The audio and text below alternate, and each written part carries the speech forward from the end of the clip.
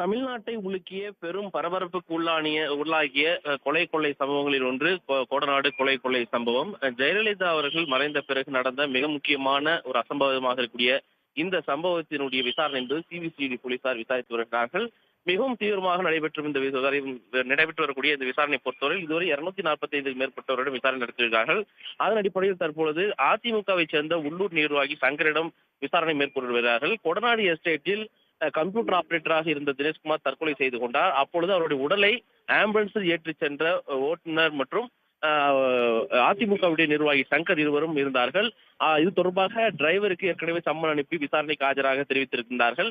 இந்த நிலையில்தான் சங்கருக்கும் போலீசார் சிபிசிஐடி போலீசார் தனிப்படையில் இருந்து சம்மன் அனுப்பி ஆஜராக சொல்லியிருந்தார்கள். அதன் அடிப்படையில் கோவையில் உள்ள பிஆர்எஸ் கிரவுண்டில் தனிப்படை விசாரணை அதிகாரி முன்பாக அதிமுகவை சேர்ந்த உள்ளூர் நிர்வாகி நீலகிரி மாவட்டத்தை சேர்ந்தவர் ஆஜராகி இருக்கின்றார். தற்பொழுது அவருடைய விசாரணை நடைபெற்று வருகிறது. மறைந்த கம்ப்யூட்டர் ஆபரேட்டர் தினேஷ்குமார், அதாவது உயிரிழந்த தற்கொலை செய்து கொண்ட தினேஷ்குமார் உடைய உடலை ஏற்றிச் சென்ற பொழுது அங்கு என்ன நடந்தது என்பது தொடர்பாகவும், இந்த கொடநாடு கொலை கொள்ளை சம்பவத்தின் பொழுது அவர்கள் எங்கே இருந்தார்கள், என்ன செய்தார்கள் என்பது குறித்தும் போலீசார் தற்பொழுது விசாரணை தொடங்கி இருக்கின்றார்கள்.